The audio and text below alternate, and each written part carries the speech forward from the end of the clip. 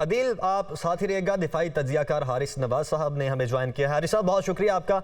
حارث صاحب بہت ہی اہم چیزیں ہیں جو کہ سامنے آئی ہیں، جو کچھ بھارت میں ہو رہا ہے، خاص طور پر جو وہاں کے اپنے ادارے ہیں، را، فوج اور ان کی جو پولیس ہے جموں کشمیر کی، وہ اپنے اپنے نمبر بنانے کے چکروں میں یہ سارا کچھ کر رہی ہیں۔ آپ کی نظر میں کیا حکومت کو اس بات کا علم نہیں ہے یا وہ جان بوجھ کے لا علم بنی ہوئی ہے اور یہ سارا کچھ ہو رہا ہے؟ دیکھیں، یہ سب کچھ جو انڈیا میں ہے، ان کی فوج، پولیس اور ان کے مینوفیکچرنگ کرتے ہیں، یہ اس کو پش سنائی ہے نریندر مودی کی، امیت شاہ، راجناتھ سنگھ اور اجیت ڈوبھال کی اور آر ایل ایس کی۔ اس لیے یہ تو ہمیں سوچنا نہیں چاہیے کہ ان کو نہیں معلوم، سب بندے ان کی کنائون سے ہوتا ہے، اور کیونکہ یہ وہاں پر کچھ کر نہیں سکتے، مجبور ہیں، صرف کشمیری عورتوں، بچوں، بوڑھوں کو شہید کرتے ہیں، ان پہ ظلم و بربریت کرتے ہیں، اور کشمیری نوجوانوں کو کچھ افغانستان سے پاکستانی کو اٹھا کے لے کے ان کو یہ رات کے آنکھوں پٹیاں باندھ کے لے کے جاتے ہیں، ان کو مارتے ہیں، شہید کر دیتے ہیں، پھر الزام لگاتے ہیں پاکستان سے کہ یہ پاکستانی تھے، شناختی کارڈ اٹھا کے وہاں سے لے آئے میں افغانستان سے وہ شو کر دیتے ہیں۔ اس کے علاوہ جو اب نیا دھندا ان کا وہ یہ اسمگلنگ میں، نارکوٹکس میں یہ لگے ہوئے ہیں، پیسہ کماتے ہیں، وہ پیسہ پھر یہ ہمارے خلاف استعمال کرتے ہیں۔ آئی تھنک اس کے لیے ان کا سد باب کرنے کا ضرورت ہے، یہ بہت ہو چکا۔ ہمیں اسلام آباد میں تمام ہمارے انویسٹرز ہیں یہاں پر دنیا کے، ان کو بلا کے پوری بریفنگ دینی چاہیے کہ دیکھیں جی یہ فیکٹس اینڈ فگر ہیں، یہ پروف ہیں، اور یہ اس طریقے سے یہاں پر کتنے کو ظلم کر رہے ہیں۔ آپ نے دیکھا ہوگا کتنا زیادہ وہاں خودکشی کرنے کا رجحان بڑھ گیا ہے انڈین فوجیوں میں، انڈین پولیس میں، کیونکہ وہ بیچارے دیکھ نہیں سکتے، ٹائم وہ گھبرا جاتے ہیں جب ایک سامنے کسی ایک نہتے شخص کو مار دیں اور اس کے بعد یہ شو کریں گے یہ کوئی انفلٹریٹر تھا یا یہ کو مجھے یہ لڑائی کے لیے دہشت گرد تھا، جس کی وجہ سے اب یہ بہت پریشانی میں اور گھبراہٹ میں یہ ایسی حرکتیں کر رہے ہیں جس سے اپنے آپ کو اور ایکسپوز کر رہے ہیں۔ بالکل حارث صاحب، چونکہ بینگ ہیومن، چاہے آپ کسی بھی مذہب سے تعلق رکھتے ہوں، جب آپ کوئی ایسا کام کرتے ہیں تو بعد میں آپ کو اس کا گلٹ تو ہوتا ہی ہے، اور اسی وجہ سے جو فوجی ہیں وہ اکثر اوقات خودکشی پر مجبور ہو جاتے ہیں۔ بالکل یہی وجہ ہے، بعض لوگ اچھے بھی ہیں ہندوؤں میں، ہر ایک میں، ہر مذہب میں لوگ اچھے ہوتے ہیں جو یہ برداشت نہیں کر سکتے، لیکن اگر وہ خود نہیں کرتے، ان کو ساتھی ایک ناتے کو مسلمان کو مارتا ہے تو وہ گلٹ جو اس کو ہوتا ہے وہ اس کو مجبور کرتا ہے کہ میں یہاں کیا زندہ رہنا، یہ ہمارے کمانڈر ہیں جو ہمیں اور غلط کام کروائیں گے، اور وہ نا امید ہو کے پھر وہ خودکشی کرتے ہیں۔ تو میرے خیال میں یہ اب بات کی کہ ہم نے اس کو کیسے لے کے چلنا ہے۔ ہم نے اپنے ریجن میں چائنا ہے، رشیا ہے، ایران ہے، پھر سینٹرل ایشیا کنٹریز، ان کو بتائیں کہ یہ کیا کھیل کھیلا جا رہا ہے، اس سے اس خطے میں کتنی بڑی آگ لگ سکتی ہے، اور اس آگ کے لپیٹ میں الٹیمیٹلی پورا ریجن آئے گا جو نا یہ چائنا اور رشیا ان کی یونائیٹڈ نیشن میں۔ ٹھیک ہے حارث صاحب، بہت شکریہ آپ کا، آپ ہمارے ساتھ موجود تھے۔ جنرل ریٹائرڈ اعجاز ابان صاحب نے بھی ہمیں جوائن کیا ہے۔ اعجاز ابان صاحب بہت شکریہ آپ کے وقت کا۔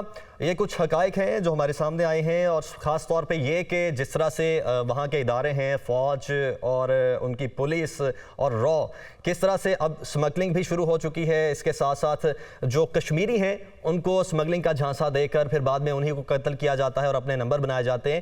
یہ سارا کچھ جو ہو رہا ہے، جیسے ہمارے پہلے تجزیہ کار کہہ رہے تھے کہ جو وہاں کی حکومت ہے اس کی سرپرستی میں ہی ہو رہا ہے، اور ہمیں جو باقی امبیسڈرز ہیں ان کو بلا کر فیکٹس اینڈ فگر سامنے رکھنی چاہیے۔ لیکن آپ سے میرا سوال یہ ہے کہ سارا کچھ ہم پہلے بھی کرتے ہیں اور ابھی تک کرتے آ رہے ہیں، لیکن پریکٹیکلی اس کا آؤٹ پٹ ہمیں نہیں ملتا۔ جی بس یہ تو ایک ریالٹی ہے، اور اس کے کرنے کے پیچھے جیسے میں آج کے دن کی مناسبت سے دیکھ رہا ہوں کہ یہ 5 فروری سے پہلے چونکہ انڈیا کشمیر میں مزید سختی اور کلیم ڈاؤن کرنا چاہتا ہے 5 فروری کو یوم کشمیر سے پہلے، تو اس وجہ سے انہوں نے یہ ڈرامہ رچایا ہے۔ یہ وہ پہلے بھی کرتے رہتے ہیں، اور نہتے کشمیریوں کو ٹھکانے لگانے کے لیے اصل میں یہ کشمیری فریڈم فائٹرز ہیں، کسی کو وہ اسمگلر ڈکلیئر کریں گے، کسی کو وہ ڈرگ کے ٹریفکنگ میں لائیں گے، کسی کو ویپن اسمگلر ڈکلیئر کر کے وہ بیچاروں کو شوٹ کر دیتے ہیں۔ یہ ہے ایکسٹرا جوڈیشل کلنگ ہے اصل میں، اور یہ اس کی وجہ ہے مزید کلیم ڈاؤن کرنا اور کل کے دن کے لیے مزید سختی کرنے کے لیے ایک جواز پیدا کرنا۔ اب آپ نے سوال کیا کہ یہ ہوتا کیوں کچھ نہیں ہے؟ جی ہوتا اس لیے نہیں ہے کہ انفارچونیٹلی انڈیا کو لائسنس ٹو کل مل چکا ہے۔ اس وقت ان کی جو اسٹریٹجک الائنس ہے امریکہ، آسٹریلیا اور ان کنٹریز کے ساتھ، اور جو پیسیفک کمانڈ ہے اس میں، انڈو پیسیفک میں उनको जो एक स्ट्रेटेजिक रोल मिला है उस वजह से उनके तमाम कत्ल माफ हैं और वो गुंडागर्दी कर रहे हैं अपने मुल्क के अंदर। माइनॉरिटी की जिंदगी उन्हें अजीरन की हुई है, लेकिन कोई ह्यूमन राइट्स कमीशन हो या बाकी एजेंसी कोई उनके ऊपर पाबंदियां नहीं लगा रहा, कोई सख्ती नहीं कर रहा, जबकि यूएन ह्यूमन राइट्स कमीशन की कई रिपोर्ट्स आ चुकी हैं उस बर्बरियत के खिलाफ जो वो कश्मीरियों के खिलाफ कर रहे हैं। ठीक, तो लेकिन जी जी के बावजूद हमने अपने फर्ज से नहीं चूकना, हमने आपने मिलकर दुनिया को ये आगाह करते रहना है कि हिंदुस्तान में कितना जुल्म हो रहा है। अगर ईस्ट इंडिया कंपनी को 200 साल बाद हिंदुस्तान छोड़ना पड़ा तो इंडिया को भी कश्मीर बिल आखिर छोड़ना पड़ेगा। Will of the people of Kashmir will prevail.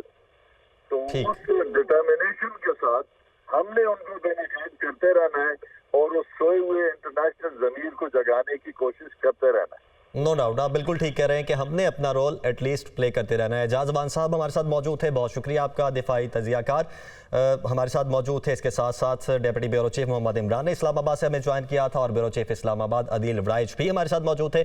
आप दोनों का भी बहुत शुक्रिया। हुकूमत की जानिब से तहरीक इंसाफ को ऑल पार्टीज कॉन्फ्रेंस में शिरकत की दावत। तहरीक इंसाफ शेख रशीद और आजम सवाती को कॉन्फ्रेंस में शिरकत के लिए नामजद करने पर गौर कर रही है। इस हवाले से मजीद तफसीलात जानते हैं नुमाइंदा उमर जट से। जी उमर, बताइएगा इस हवाले से। जी, ऑल पार्टीज कॉन्फ्रेंस जो हुकूमत मुनक्किद करवाने जा रही है उस हवाले से पीटीआई को भी वज़ीर आज़म शहबाज शरीफ ने दावत दी, तो अब उस पर पीटीआई की जानिब से भी कुछ रद्द-ए-अमल सामने आया है, जिसमें ये कहा जा रहा है कि पाकिस्तान तहरीक इंसाफ का शेख रशीद और आजम सवाती को इस एपीसी के लिए नामजद करने पर गौर किया जा रहा है, क्योंकि ये बताया गया है कि एपीसी में शेख रशीद और आजम सवाती को पार्टी की नुमाइंदगी करने के हवाले से फवाद चौधरी ने इमरान खान को मशवरा दिया है और इस पर अब मुशावरत जारी है और दो नाम दिए गए हैं कि इन दो नामों को शामिल किया जाए एपीसी में, क्योंकि शेख रशीद का तजर्बा है, वो सिक्योरिटी वजीर दाखिला भी रह चुके हैं और उन्हें सिक्योरिटी का अदराक भी है, जबकि आजम सवाती जो है वो एक सीनियर पॉलिटिशियन भी हैं और उनका भी इस हवाले से एक्सपीरियंस है। तो इन दोनों को एपीसी में पीटीआई की नुमाइंदगी के लिए नामजद करने पर गौर किया जा रहा है। ताहम अभी इमरान खान की जानिब से हतमी फैसला नहीं किया गया। उन्होंने ये कहा है कि मौजूदा जो सियासी क़यादत है उसको मुल्क को दरपेश अंदरूनी और बैरूनी जो चैलेंजेस है उनका सही से अंदाजा नहीं है। अभी हतमी फैसला नहीं किया गया। उमर जट, बहुत शुक्रिया आपका। शेख रशीद का अपनी मुंतकिली इस्लामाबाद से कराची रोकने के लिए हाई कोर्ट से रजू। मेरे खिलाफ मुकदमात में मुद्दई मुतासरा फरीक नहीं, ये दरख्वास्त दायर की गई है और इसका मतन ये है कि सियासी बयानबाजी के बिना पर मजीद मुकदमात दर्ज करने से रोका जाए। इस्तदा की गई है कि अपारा, मरी और कराची के मुकदमात गैर कानूनी करार देकर कलअदम करार दिए जाएं। ये दरख्वास्त में इस्तदा की गई है। मजीद तफसीलात जानते हैं नुमाइंदा मोहम्मद इमरान से। मोहम्मद इमरान, बताइएगा इस हवाले से।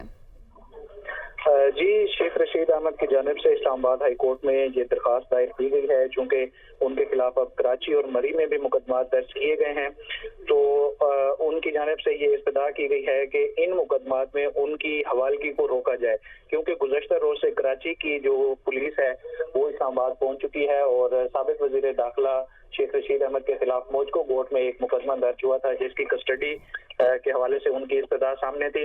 अब ये जो दरख्वास्त इस्लामाबाद हाई कोर्ट में दायर की गई है, इसमें शेख रशीद की दरख्वास्त में ये मौक़िफ़ इख्तियार किया गया है कि साबिक वज़ीर आज़म इमरान खान ने आसिफ ज़रदारी पर कत्ल का इल्ज़ाम लगाया था, जिसका मैंने अपने बयान में हवाला दिया, तो मेरे खिलाफ मुकदमात में हाई कोर्ट से इस मामले पर रजू कर लिया गया है। मोहम्मद इमरान, बहुत शुक्रिया आपका। Welcome back. वफाकी वज़ीर ख़ज़ाना इसहाक डार ने कहा है कि वज़ीर आज़म शहबाज शरीफ ने इमरान खान को एपीसी में मदऊ किया। इमरान खान का गैर मुहज़्ज़ब रद्द अमल चौंका देने वाला है। मुस्लिम लीग नून के रहनुमा और वफाकी वज़ीर ख़ज़ाना इसहाक डार का अपनी ट्वीट में कहना है कि इमरान खान ने अपने ट्वीट में अमन व अमान और सियासी सूरत हाल ख़राब करने की कोशिश की। दुनिया की 24वीं बड़ी मईशत का 47वें नंबर पर आना इमरान खान की बैड गवर्नेंस का मुंह बोलता सबूत है। तखरीबकारी से निमटना मुल्क का लाजमी एजेंडा है। हर कोई जानता है इमरान खान खुदगर्ज शख्स है। वफाकी वजीर सेनेटर शरी रहमान ने कहा है कि इमरान खान एपीसी में शिरकत न करके दहशत गर्दों को पैगाम दे रहे हैं कि तहरीक इंसाफ उनके खिलाफ नहीं है। शहरी रहमान ने ट्विटर पर लिखा कि इमरान खान मुल्की मफादात के मामलात पर भी किसी के साथ बैठने को तैयार नहीं। पीटीआई की जानिब से ऑल पार्टीज कॉन्फ्रेंस में शिरकत से इनकार इनके मनफी और फिस्ताई सोच का सबूत है। इमरान खान की तकसीम की सियासत मुल्क दुश्मन कुव्वतों के मफाद में है। मजम्मत काफ़ी नहीं, तमाम सियासी जमातों को दहशतगर्दी के खिलाफ बयानियाँ वाज़े करना होगा। गवर्नर खैबर पख्तूनख्वा गुलाम अली का कहना है कि एक सियासी जमात को किसने कहा कि ऐसे हालात में इस्तीफे दो। इन्होंने तो एपेक्स कमेटी के इजलास में भी शिरकत नहीं की। तजवीज़ थी तमाम जमातें मिलकर बैठें। किसका क्या एजेंडा है कौम खुद मालूम कर लेगी। इन्हें एपीसी में शिरकत के लिए दोबारा दावत दी है। वो पेशावर में मीडिया से गुफ्तगू कर रहे थे। सियासी जमात है, उससे पूछे आपको किसने कहा इस्तीफा दो, आपको किसने कहा कि इस हालात में असम्बली तोड़ो। अभी आपको कौन कह रहा है कि मैं इस्तीफा वापस ले रहा हूँ? अब कौन गए हाई कोर्ट में कि हमारे इस्तीफे वापस करो? मेरी तजवीज़ थी कि तमाम सियासी जमातें हों और हमने उनको दावत दी, लेकिन अब कौन फैसला करेगी कि इस तरह वाक़यात पर भी हम अगर इकट्ठे नहीं हो सकते हैं तो फिर देख लो कि किसका एजेंडा क्या है, वो कौन मालूम कर लेगी। और इंशाअल्लाह ताला जब इलेक्शन होंगे तो फिर देखें कि क्या होता है।